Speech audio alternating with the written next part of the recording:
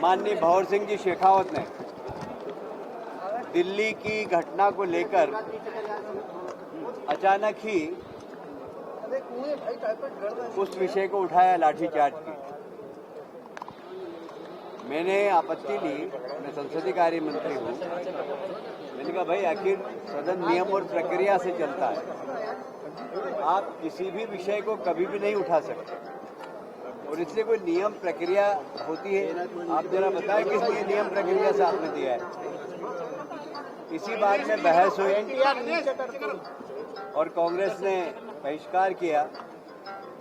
बहिष्कार करने के बाद शायद उनको दिल्ली से निर्देश मिले कि वो धरने पे बैठ जाए। वो मुख्यमंत्री जी के यहाँ धरने पे बैठ गए। मैं सौहार्दतापूर्ण तरीके से, क्योंकि मैं संसदीय कार्य मंत्री हूँ, सदन का अगर कोई भी सदस्य विधानसभा के अंदर यदि धरने पर बैठा है तो मैं पूछने गया था, तो उन्होंने कहा कि आप माफी मांगो, आपने कीड़ा कहा विद्यार्थी, जबकि मैंने ऐसा कोई शब्द का उपयोग किया ही नहीं। नेता प्रतिपक्ष और बाकी एक दो माननीय विधायकों ने कहा। मैं समझ गया कि ये षड्यंत्र है कुछ। मैं वहां से चुपचाप निकल गया। तत्काल उसी वक्त मैंने अपने सहायक को बोला कि जाकर विधानसभा की कार्यवाही और ऑडियो वीडियो निकलवाओ। रात को ही हम लोगों ने ऑडियो वीडियो निकलवा लिया। मेरे मुंह से ऐसा कोई शब्द निकला ही नहीं। उसके बाद आज फिर सदन में नेता प्रतिपक्ष ने कहा कि मैंने विद्यार्थियों को, आंदोलनकारियों को कीड़ा कहा। बाहर बोला था, उसका जवाब तो मैं बाहर दे देता, पर सदन के अंदर बोलकर एक जवाबदार पद पर बैठे हुए व्यक्ति को इस प्रकार का आरोप लगाना और मेरे ऐसे संसदीय कार्य मंत्री के ऊपर मुझे बहुत असहनीय लगा। और मैं आज की छुट्टी लेकर गया था माननीय अध्यक्ष जी से। आज मेरे यहाँ शहर में कुछ कार्यक्रम थे, मैं तत्काल लौटकर मैंने पूरी कार्यवाही माननीय अध्यक्ष जी को दिखाई। अध्यक्ष जी ने अपने ऑफिस से भी कार्रवाई मंगाई और पूरा देखा। अध्यक्ष जी ने कहा ये तो गलत है और मैं उमंग जी को भी समझाऊंगा। मैंने कहा समझाने वाली बात नहीं है, उन्होंने ऑन रिकॉर्ड बोला है हाउस में, आप मुझे बोलने की परमिशन दीजिएगा। बोले ठीक। उन्होंने मुझे बोलने की परमिशन दी। मैं नेता प्रतिपक्ष से किसी भी प्रकार की कोई अपेक्षा नहीं करता हूं कि वे खेद प्रकट करें, वे माफ़ी मांगे, क्योंकि मुझे मालूम है कि एक षड्यंत्र का हिस्सा था। इसलिए मैंने उनसे कुछ भी नहीं कहा और मैंने आसंदी से ही प्रश्न किया कि क्या मैंने ऐसा कहा क्या और क्या रिकॉर्ड में ऐसा कुछ है क्या। मुझे कहते हुए बहुत प्रसन्नता है कि आसंदी ने, माननीय विधानसभा अध्यक्ष जी ने आसंदी से कहा कि मेरे द्वारा इस प्रकार के शब्द का उपयोग नहीं किया गया है। नेता प्रतिपक्ष के इस गैर जिम्मेदाराना बयान मैं समझता हूं कि मैं तो अब कुछ भी नहीं बोलता हूं, क्योंकि जब विधानसभा अध्यक्ष ने उनको प्रमाण पत्र दे दिया मुझे, तो मुझे न उनके मुझे खेद की आवश्यकता है, न मुझे उनसे माफी की अपेक्षा है।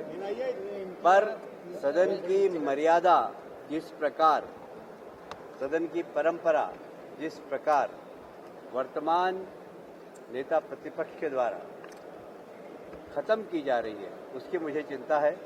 हम लोग तो चले जाएंगे, पर हमारी आने वाली पीढ़ी जब ये रिकॉर्ड देखेगी विधानसभा का, तो शायद अच्छा संदेश नहीं लेगी। और इसलिए आज बहुत ज़रूरी था कि इस विषय का पटाक्षेप हो। मैंने आसंदी से निवेदन किया कि आप बताएं कि क्या मैंने ये शब्द कहा क्या। तो आसंदी ने कहा कि मेरे द्वारा किसी प्रकार के विद्यार्थी को कीड़ा कहने का शब्द का प्रयोग नहीं किया है। मैं विधानसभा अध्यक्ष जी को धन्यवाद देना चाहता हूं और मैं अपेक्षा करूंगा कि सदन की मान्य परंपराओं का सम्मान, आदर सभी मिलकर करें।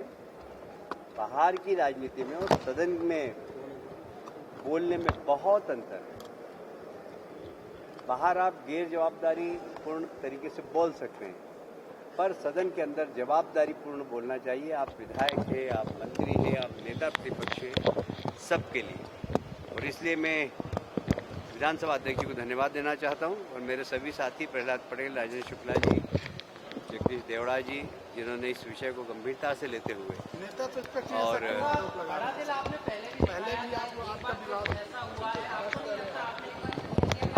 आप सब फौजी पत्रकार हैं, आप इसके कारण को खोजिए।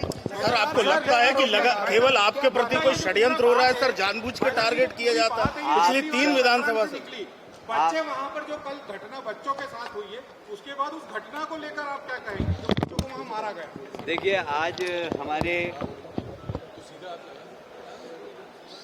सदन में सांसद बासिर सुराज जी ने बीजेपी कार्यालय में प्रेस कॉन्फ्रेंस लेकर ये कहा है कि संवाद ही एक माध्यम है किसी भी समस्या का। और मुझे कहते हुए बहुत प्रसन्नता है इस बात की कि जैसे ये घटना हुई, सरकार ने गंभीरता से लिया, परीक्षा फिर से हो गई, नीट की परीक्षा, और बहुत सफल परीक्षा हुई।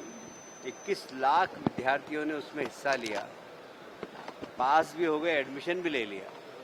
पर इस आंदोलन को चलाने वाली ताकतें कौन कौन हैं, ये आप खुद सोचिए, देखिए और देश की चिंता कीजिए।